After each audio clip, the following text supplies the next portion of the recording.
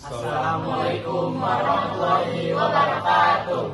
Kami dari kelompok 5 ingin mempresentasikan tugas besar sistem basis data kami. Pertama-tama, silakan perkenalkan dulu. Nama saya Prakas Haji Murti Utomo dan rekan-rekan saya. Nama saya Alfian Arya Fataiwa.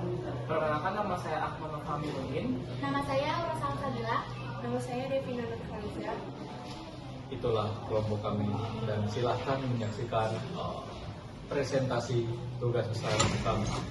Assalamualaikum warahmatullahi wabarakatuh. Perkenalkan, kami dari kelompok 5 yang beranggotakan 5 orang, yaitu saya sendiri, Aura Salsabila, Devina Nurhaliza, Prakas Aji Murti Utomo, Akmal Noval Amiruddin, Alfian Arya Fatahillah. Hari ini kami akan memaparkan hasil kerja keras kami dalam menyelesaikan tugas besar mata kuliah sistem basis data. Fokus utama kami adalah membahas mengenai optimasi sistem keterlambatan proses pembayaran pada platform Shopee. Di sini kami membuat IRD dan MySQL-nya yang telah kami rancang, yang kami harapkan dapat memberikan solusi efisien dalam pengelolaan data dan transaksi. Sebelum itu, saya ingin menjelaskan latar belakang, masalah yang ingin diselesaikan, tujuan sistem, kebutuhan fungsional dan kebutuhan non-fungsional, pengguna sistem, dan skenario penggunaan. Langsung saja, mari kita mulai pembahasannya. Yang pertama itu ada latar belakang. Belanja online telah menempatkan Shopee sebagai platform e-commerce utama yang memerlukan sistem pembayaran yang cepat dan efisien. Namun, tingginya jumlah transaksi sering mengalami kendala dalam hal keterlambatan proses validasi pembayaran yang berdampak pada kepuasan konsumen dan aliran kas toko online. Penelitian ini bertujuan untuk menganalisis struktur sistem pembayaran Shopee, mulai dari gateway hingga proses verifikasi internal, untuk menemukan titik-titik kritis yang menyebabkan keterlambatan. Selanjutnya, masalah yang ingin diselesaikan. Permasalahan keterlambatan proses pembayaran sering terjadi akibat inefisiensi sistem basis data yang ada, seperti lambatnya query untuk verifikasi data transaksi dan akun, atau inkonsistensi data yang memerlukan proses rekonsiliasi manual yang memakan waktu. Cara memperbaikinya adalah dengan mengoptimalkan basis data melalui indeksasi yang tepat pada kolom-kolom kunci, seperti ID transaksi dan tanggal, dan pembaruan perangkat keras dan tuning parameter server basis data untuk memastikan daya tanggap yang tinggi, sehingga proses verifikasi dan update status pembayaran dapat diselesaikan dalam hitungan detik. Selanjutnya, tujuan sistem. Yang pertama, meningkatkan kecepatan pemrosesan transaksi. Tujuan utama sistem ini adalah agar semua pekerjaan terkait transaksi tidak lagi memakan waktu lama. Jika dulu mungkin harus dicatat manual atau menunggu antrian panjang, sekarang semuanya serba otomatis dan cepat. Intinya, sistem ini dibuat supaya pekerjaan selesai lebih ringkas sehingga kita bisa melayani lebih banyak hal dalam waktu singkat. Yang kedua, menjamin integritas dan konsistensi data. Sistem ini memastikan bahwa informasi yang ada di dalamnya selalu akurat dan tidak berubah-ubah. Tidak akan ada kejadian di mana data di bagian keuangan berbeda dengan data di bagian gudang.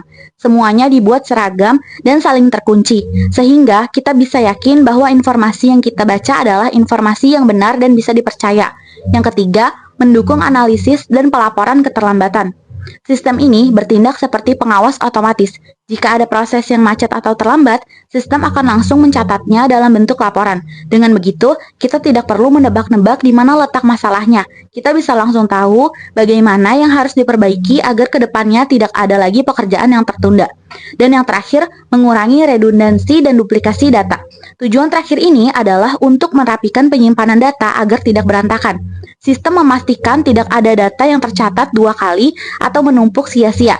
Dengan hanya ada satu data yang tersimpan dengan rapi, kita jadi lebih mudah saat ingin mencari atau mengubah informasi tanpa takut terjadi kekeliruan akibat banyaknya data sampah. Selanjutnya, kebutuhan sistem. Di sini ada 2 kebutuhan. Yang pertama, kebutuhan fungsional dan kebutuhan non-fungsional. Dari kebutuhan fungsional dulu, sistem harus bisa mengelola notifikasi otomatis, sinkronisasi real-time, mendeteksi keterlambatan, menyediakan fitur perpanjangan waktu, melakukan pembatalan otomatis, integrasi API Payment Gateway, menyediakan laporan analitik, dan yang terakhir, admin bisa mengatur ulang parameter waktu. Selanjutnya ada kebutuhan non-fungsional. Yang pertama, keamanan transaksi, skalabilitas, keandalan atau reliability. kecepatan proses, dan yang terakhir transparansi. Materi selanjutnya akan dilanjutkan oleh rekan saya, yaitu Devina. Baik, selanjutnya saya akan menjelaskan materi yang lainnya. Di sini ada pengguna sistem. Yang pertama itu ada pelanggan. Entitas pelanggan mempresentasikan pengguna sistem yang paling aktif. Peran pelanggan dalam sistem ini adalah yaitu melakukan pemesanan. Setelah terdaftar, pelanggan bertindak sebagai pembuat pesanan. Selanjutnya, melaksanakan pembayaran. Pelanggan bertanggung jawab melaksanakan proses pembayaran untuk melunasi pesanan yang telah dibuat. Lalu, riwayat transaksi. Pelanggan berhak melihat dan mengakses riwayat pembayaran mereka sendiri untuk melacak transaksi yang sudah selesai. Yang kedua, ada pembayaran. Entitas pembayaran mencatat detail spesifik ketika pelanggan memutuskan untuk melunasi pesanan. Meskipun bukan pengguna dalam arti aktor manusia. Entitas ini sangat penting karena merekam tindakan kritis yang dilakukan pelanggan, seperti pencatatan transaksi. Entitas ini mencatat setiap upaya atau hasil pembayaran yang terkait dengan sebuah pesanan atau foreign key ID_pesanan. Selanjutnya, detail pembayaran. Data yang tersimpan meliputi jumlah pembayaran, tanggal atau waktu transaksi, dan status akhir pembayaran, misalnya berhasil, gagal, atau menunggu verifikasi. Selanjutnya, metode pembayaran. Entitas ini juga terhubung dengan jenis pembayaran. Untuk mengetahui metode apa yang dipilih oleh pelanggan, misalnya seperti transfer bank atau e-wallet. Yang ketiga, riwayat pembayaran.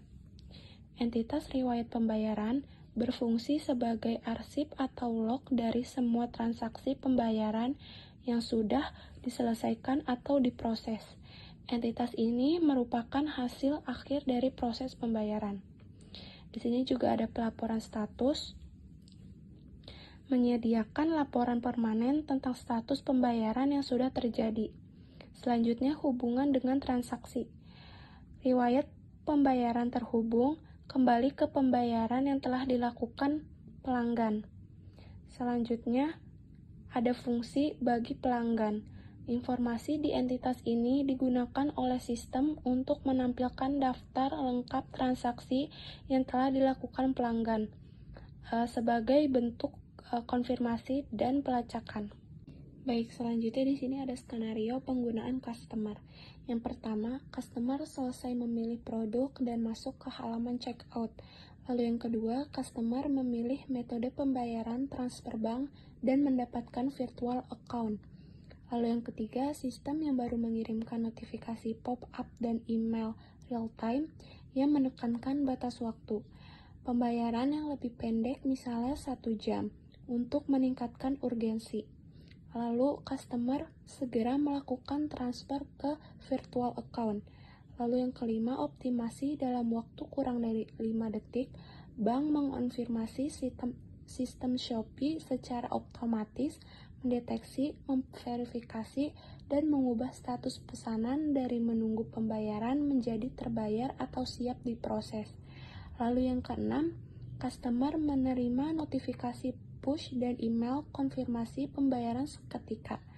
Lalu yang terakhir, customer dapat langsung melihat timeline pesanan diperbarui ke status penjual sedang menyiapkan pesanan Anda. Selanjutnya di sini ada skenario penggunaan seller. Yang pertama, seller sedang memantau tab pesanan baru di seller center. Yang kedua, optimasi. Begitu customer menyelesaikan pembayaran, pesanan tersebut segera muncul di tab siap diproses atau perlu dikirim. Karena proses verifikasi otomatis telah berhasil, tidak ada lagi penundaan 5-15 menit. Lalu yang ketiga, seller langsung mencetak label pengiriman atau AWB yang sudah terintegrasi dan memproses packing. Yang keempat, seller menekankan tombol aturan pengiriman dan memilih pick up atau mengantar ke drop off point. Lalu yang terakhir, seller menerima notifikasi bahwa kurir akan segera datang atau pesanan sudah siap diserahkan. dan pesanan sudah valid untuk diserahkan tanpa perlu menunggu konfirmasi sistem tambahan. Lalu yang terakhir, skenario penggunaan shipment. Yang pertama, kurir mendapatkan notifikasi dari sistem Shopee atau ekspedisi tentang adanya pickup baru dari seller A. Lalu yang kedua, optimasi. Optimasi karena seller hanya bisa mencetak AWB setelah pembayaran terverifikasi sepenuhnya. Poin A5, kurir menjamin bahwa pesanan yang di pick up adalah 100% pesanan valid yang siap untuk dikirim. Lalu yang ketiga, kurir memindai paket atau scan dan status pesanan seketika berubah menjadi pesanan telah diserahkan ke kurir. Lalu yang terakhir, data tracking. Pesanan segera diperbarui dan tersedia untuk dilihat oleh customer, menghilangkan waktu tunggu update sistem logistik awal. Sekian penjelasan dari saya, mohon maaf bila ada salah kata. Wassalamualaikum warahmatullahi wabarakatuh. Halo semuanya, saya Alfian Arya dari kelompok 5. Di sini saya akan menjelaskan IRD yang sudah kelompok kami buat. Nah, untuk IRD yang kelompok kami buat itu judulnya Optimasi Sistem Keterlambatan Proses Pembayaran pada Platform Shopee atau toko online. Nah, kenapa kelompok kami ngambil judul ini? Karena masih banyak keterlambatan pembayaran di toko-toko online. Nah, itu mungkin karena biasanya itu terjadi karena konfirmasi nih dari bank itu atau aplikasi pembayaran ini tuh tidak langsung masuk ke sistem. Nah, mungkin selain itu data pembayaran dan data pesanan itu kadang belum sinkron. Nah, selain itu juga ada proses verifikasi itu manual atau juga sistem ribet atau saat transaksi sedang ramai juga. Nah, mungkin alasannya kelompok kami ngambil judul ini tuh sistem optimasi pembayaran itu mungkin agar data pengguna pesanan dan pembayaran itu tuh saling terhubung dengan rapi gitu. Dengan IRD ini tuh status pembayaran atau detail pembayaran itu bisa diperbarui lebih cepat dan lebih akurat. Dan juga mungkin keterlambatan ini tuh dapat dikurangi dengan IRD ini. Oke, langsung aja ke penjelasan IRD yang sudah kelompok kami buat. Jadi di sini IRD yang kelompok kami buat tuh memiliki 5 entitas. Yang dimana yang pertama itu ada entitas pelanggan, entitas pesanan, entitas pembayaran, entitas metode pembayaran, entitas riwayat pembayaran. Nah, di masing-masing entitas ini tuh memiliki atribut atau data. Nah, di entitas pelanggan ini tuh atribut yang dimiliki itu umum pada umumnya pelanggan gitu, yang dimana yang memiliki atribut itu adalah nama, alamat, email, nomor telepon, dan ID pelanggan ini itu primary key dari entitas pelanggan ini. Nah, selanjutnya di entitas pesanan ini dia memiliki atribut yang pertama ini ada nama produk, jenis produk, tanggal pemesanan, harga, estimasi pengiriman, dan status pesanan.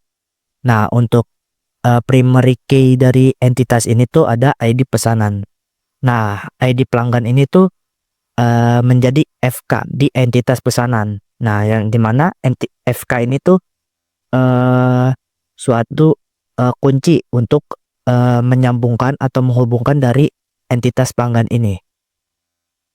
Selanjutnya di sini entitas pembayaran, yang dimana dia tuh memiliki atribut jumlah bayar, tanggalnya, terus status pembayaran, dan juga dia memiliki PK dan FK-nya juga, yang dimana PK-nya itu ID pembayaran dan FK-nya ID pesanan, yang dimana ID pesanan ini tuh supaya pembayaran ini bisa menyambung dengan entitas penyimpanan pesanan ini.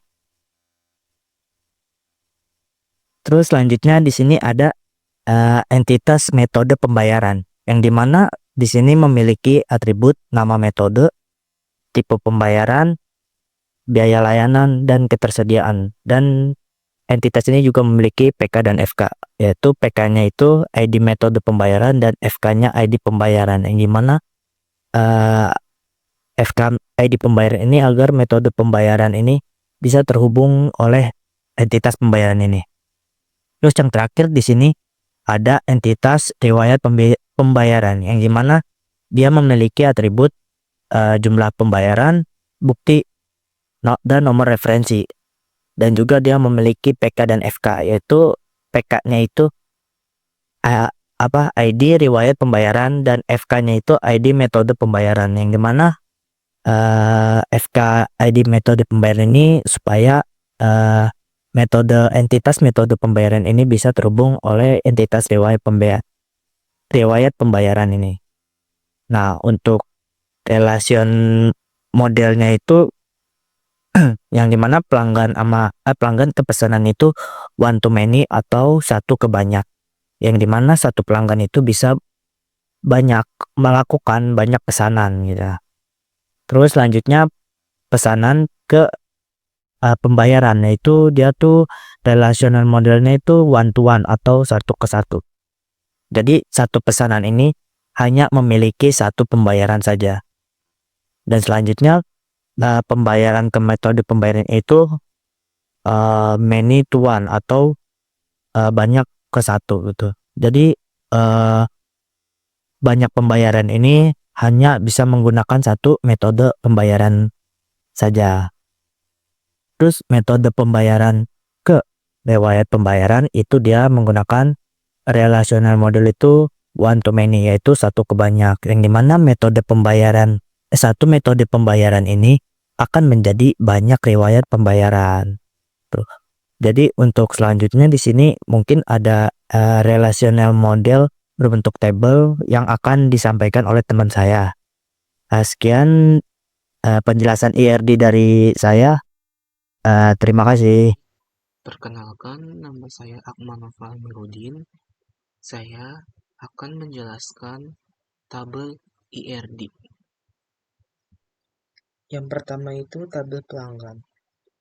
Tabel pelanggan berfungsi untuk menyimpan data identitas pelanggan yang melakukan pemesanan. Tabel ini menjadi data utama karena satu pelanggan dapat melakukan banyak pesanan. Atributnya yaitu ID pelanggan, primary key sebagai identitas unik setiap pelanggan. Yang kedua itu ada nama lengkap pelanggan. Yang ketiga ada alamat tempat tinggal atau pengiriman pelanggan. Yang keempat email pelanggan untuk komunikasi. Dan yang terakhir itu ada nomor telepon atau nomor kontak pelanggan. Relasinya, satu pelanggan dapat memiliki banyak pesanan one to many ke tabel pesanan. Yang kedua ada tabel pesanan. Tabel pesanan digunakan untuk mencatat informasi pemesanan produk yang dilakukan oleh pelanggan. Atributnya, ID pesanan, primary key, identitas unik pesanan. Yang kedua, ID pelanggan, foreign key, yang menghubungkan ke tabel pelanggan. Yang ketiga, nama produk atau nama produk yang dipesan. Yang keempat, jenis produk, kategori atau jenis produk. Yang kelima, tanggal pemesanan atau tanggal yang saat dipesanan dibuat. Yang keenam, harga produk yang dipesan. Yang ketujuh, estimasi pengiriman, perkiraan waktu pengiriman barang. Dan terakhir, status pesanan diproses, dikirim, selesai, dan lain-lain. Relasinya, satu pelanggan, banyak pesanan. Satu pesanan, satu pembayaran one to one ke tabel pembayaran. Yang ketiga ada tabel pembayaran. Tabel pembayaran menyimpan data transaksi pembayaran dari pesanan tertentu. Atributnya, ID pembayaran, primary key, identitas pembayaran. Yang kedua, ID pesanan foreign key dari tabel pesanan. Yang ketiga, jumlah bayar, nominal uang yang dibayarkan. Yang keempat, ada tanggal pembayaran yang dilakukan. Yang kelima, metode atau metode pembayaran yang digunakan. Yang terakhir, status pembayaran. Status pembayaran, lunas, pending, ataupun gagal. Relasinya, satu pesanan memiliki satu pembayaran dan satu pembayaran dapat menggunakan satu metode pembayaran. Yang keempat, ada tabel metode pembayaran. Tabel metode pembayaran berisi informasi jenis metode pembayaran yang tersedia dalam sistem. Atributnya, ID metode pembayaran, primary key metode pembayaran. Yang kedua, ID pembayaran, menghubungkan metode ke pembayaran. Yang ketiga, ada nama metode. Nama metode pembayaran seperti transfer, e-wallet, COD, dan lain-lain. Yang keempat ada tipe pembayaran, jenis pembayaran online ataupun offline. Yang kelima, biaya layanan, biaya tambahan dari metode pembayaran. Yang terakhir, ketersediaan, status metode tersedia ataupun tidak tersedia. Relasinya, satu metode pembayaran dapat digunakan dalam pembayaran dan terhubung ke tabel riwayat pembayaran. Yang terakhir, tabel riwayat pembayaran digunakan untuk menyimpan catatan detail ataupun histori pembayaran termasuk bukti transaksi. Atributnya, ID riwayat pembayaran, primary key riwayat pembayaran. Yang kedua, metode pembayaran, foreign key dari tabel metode pembayaran. Yang ketiga, jumlah pembayaran, jumlah uang yang dibayarkan. Yang keempat, ada bukti pembayaran, struk ataupun screenshot.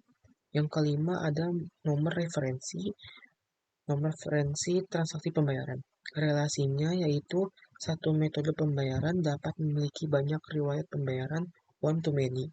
Kesimpulannya dari tabel RD di atas adalah satu pelanggan melakukan pesanan, yang kedua pesanan memiliki pembayaran, yang ketiga pembayaran menggunakan metode pembayaran, dan terakhir setiap transaksi dicatat dalam riwayat pembayaran. Baik, itu saja yang saya jelaskan tentang tabel RD. Selanjutnya ada tabel MSQL yang akan dibacakan oleh teman saya. Oke, jadi setelah IRD dibuat, sekarang lanjut kita untuk membuat SQL ya. Sini saya sudah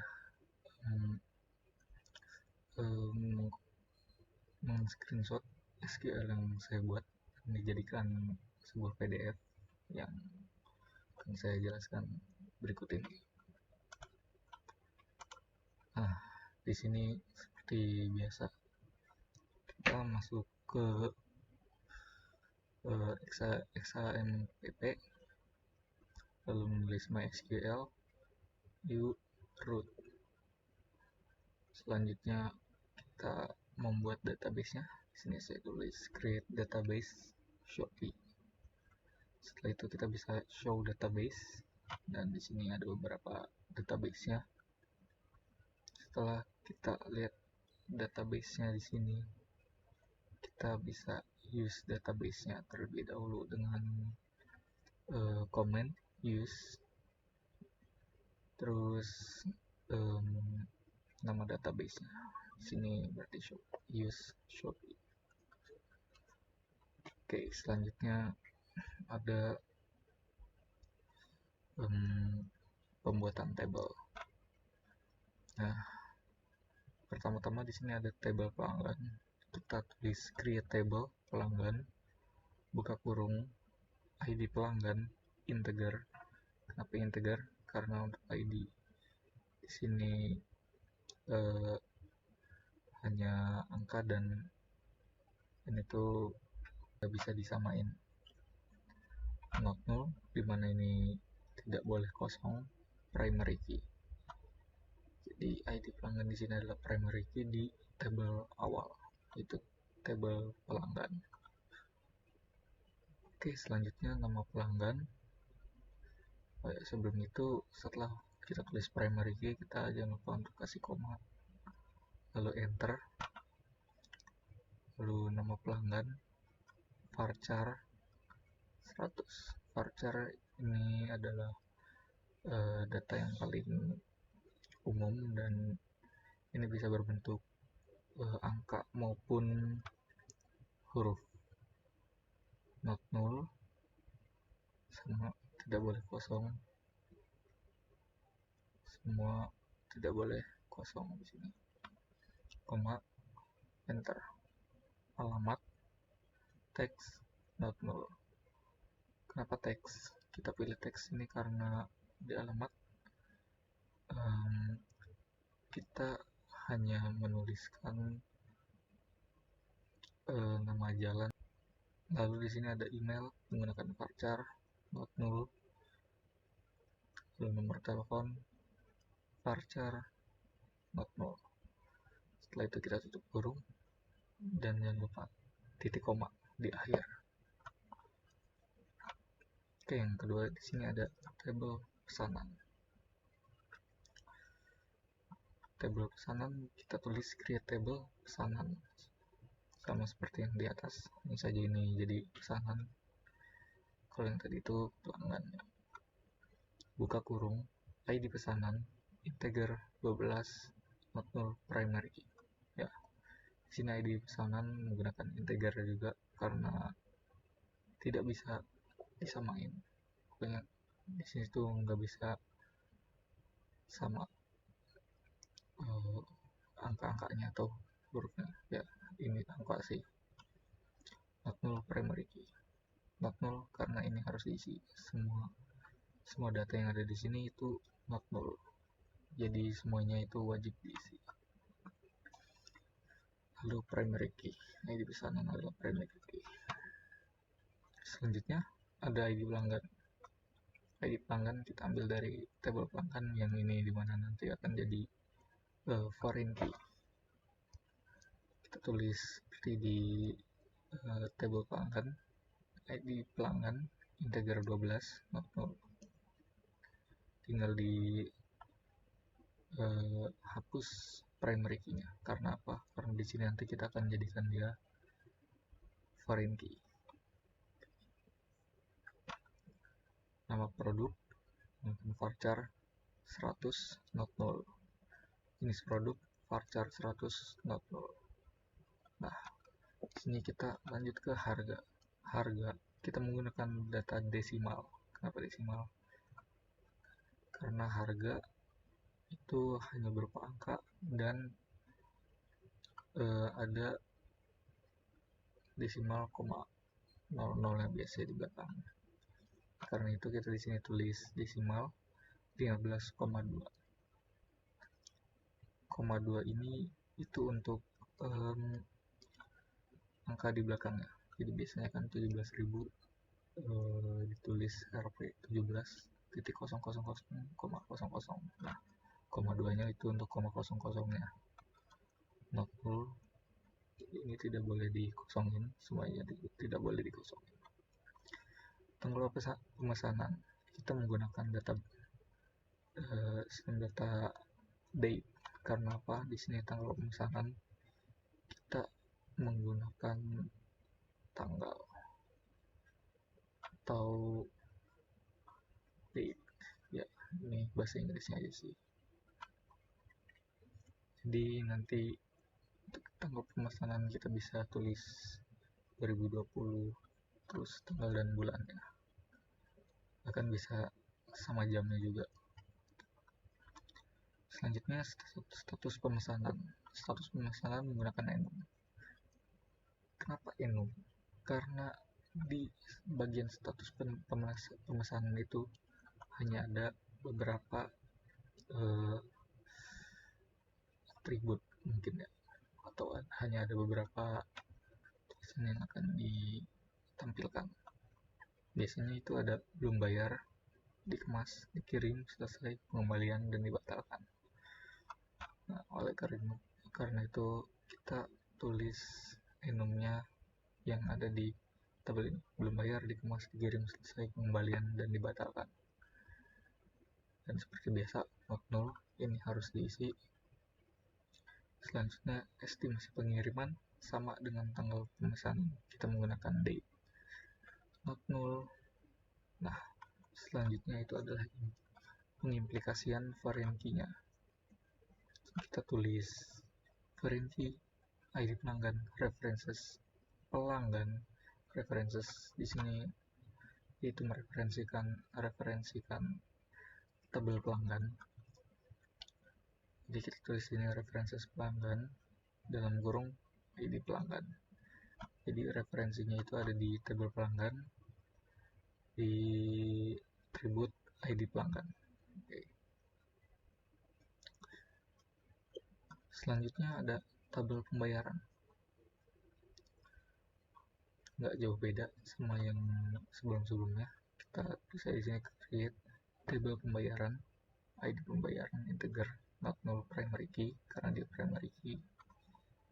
Selanjutnya ada ID pesanan integer 2 karena ini akan menjadi foreign key nantinya.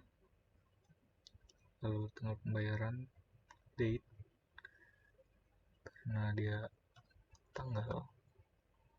Selanjutnya jumlah bayar sama menggunakan desimal seperti harga, karena jumlah bayar ini adalah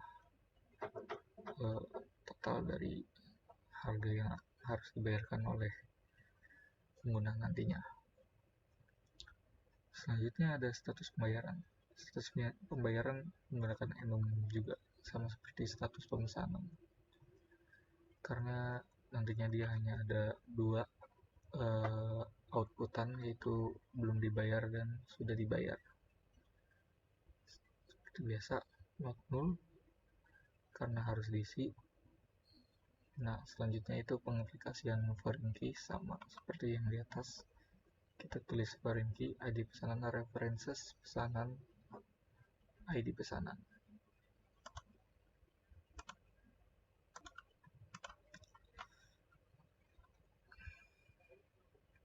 Selanjutnya di sini ada metode pembayaran. Metode pembayaran kita tulis create table, metode pembayaran buka kurung, enter, ID metode pembayaran integer not null primary key. ID metode pembayaran di sini menjadi primary key di table metode pembayaran ini. Lalu di sini ada foreign key-nya yaitu ID pembayaran integer not null karena harus diisi. Ya, semuanya itu harus diisi. Terus di sini ada nama metode varchar not null, tipe pembayaran enum.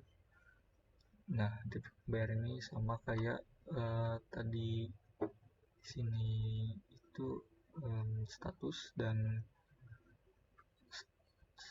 status pembayaran dan status pemesanan. Nah, di sini di tipe pembayaran itu ada beberapa pilihan dan pasti hanya itu yang bisa dipakai, yaitu ada COD, transfer bank, ShopeePay, Pay Later, Indomaret, dan sebenarnya masih banyak lagi. Hanya saja kita mengambil contoh di 5 ini saja. Not null, lalu biaya layanan, desimal, sama karena ini menyangkut harga nantinya. Not null, lalu ketersediaan. Di sini juga menggunakan enum karena hanya ada dua output yang akan ditampilkan nanti, yaitu tersedia dan tidak tersedia. Selanjutnya pengisian foreign key dalam kurung ID pembayaran, references pembayaran, ID pembayaran. Lalu kita enter, tutup kurung, jangan lupa titik koma. Oke, selanjutnya create table riwayat pembayaran. Ini tabel terakhir. Jadi kita di sini buat tabel riwayat pembayaran. Yang pertama ada ID riwayat pembayaran. Di sini menjadi primary key, integer 12 lagi. Karena ya harus diisi dan tidak boleh sama. Lalu ada ID metode pembayaran yang nantinya akan menjadi foreign key di sini. Integer 12 juga 0, jumlah pembayaran desimal karena ini ya jumlah dari keseluruhan barang dan jasa pengiriman yang akan dibayarkan oleh pelanggan nantinya atau user. Selanjutnya ada nomor referensi. Di sini ada integer karena nomor referensi itu wajib beda-beda ya. Jadi kita menggunakan integer di sini. Not null, lalu bukti varchar 100 not null. Lalu pengaplikasian foreign key, kita tulis foreign key dalam kurung ID metode pembayaran, references metode pembayaran dalam kurung ID metode pembayaran. Enter, jangan lupa tutup kurung dan jangan lupa titik koma. Nah, karena tabelnya sudah kita buat semuanya, kita di sini bisa melihat seluruh tabel yang sudah kita buat nih dengan cara kita tulis show tables titik koma. Jangan lupa titik koma. Nah, di sini ada tabel-tabel yang sudah kita buat tadi. Ada metode pembayaran, pelanggan, pembayaran, pesanan, dan riwayat pembayaran. Nah, gimana sih caranya kita? Selanjutnya gimana sih caranya kita tuh melihat atribut-atributnya di dalam tabel ini? Nah, untuk melihat atribut-atributnya yang ada di tabel ini, kalian bisa tulis DESC dan nama tabelnya. Oke, di sini ada DESC pelanggan. Nah, di sini ada tabel dan atributnya yang sudah kita buat. ID pelanggan, primary key, nama pelanggan varchar, dan lain-lain. Terus di sini ada pesanan, di mana ID pesanan menjadi primary key dan ID pelanggan menjadi foreign key, dan nama produk di sini varchar, semua nolnya no. Lalu di sini ada tabel pembayaran, lalu tabel metode pembayaran, dan yang terakhir itu riwayat pembayaran. Sama semua tabel untuk diperlihatkan semua beserta atribut-atributnya itu dengan kode DESC pelanggan. Nah, mungkin di sini ada satu yang belum saya buat atau yang belum saya masukkan ke PDF di sini. Itu adalah gimana sih caranya kita untuk ngisi tabelnya. Nah, mungkin saya akan coba contohkan secara singkat dan secara langsung gimana sih cara ngisi tabelnya ini. Jadi di sini kita langsung aja coba untuk isi tabelnya ya. Ini saya masih ada di interface awal exam controls. Jadi awal-awal kita akan tulis SQL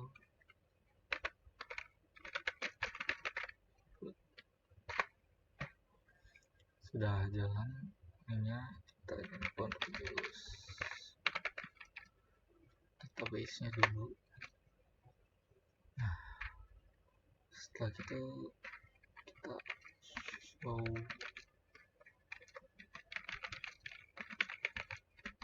index dulu. Kita di sini akan coba untuk isi tabel pesanan. Oke, di sini saya sudah membuat isi dari tabel pelanggan dengan cara insert untuk pelanggan values, dan valuesnya ini kalian samakan urutannya dengan atribut yang kalian buat. Di sini ada ID, nama, alamat, email, dan nomor teleponnya. Ini semua sudah saya buat, dan cara untuk menampilkan tabel yang sudah kita isi itu kayak gimana sih? Caranya dengan comment select dengan from nama tabel yang ingin kalian lihat. Jangan lupa titik koma. Dan ini dia tabel yang sudah diisi. Baik, mungkin segitu saja dari saya. Mohon maaf bila masih ada kesalahan. Terima kasih. Terima kasih telah menyaksikan presentasi tugas besar kami. Sekian dari kami. Mohon maaf bila ada kesalahan. Wassalamualaikum warahmatullahi wabarakatuh.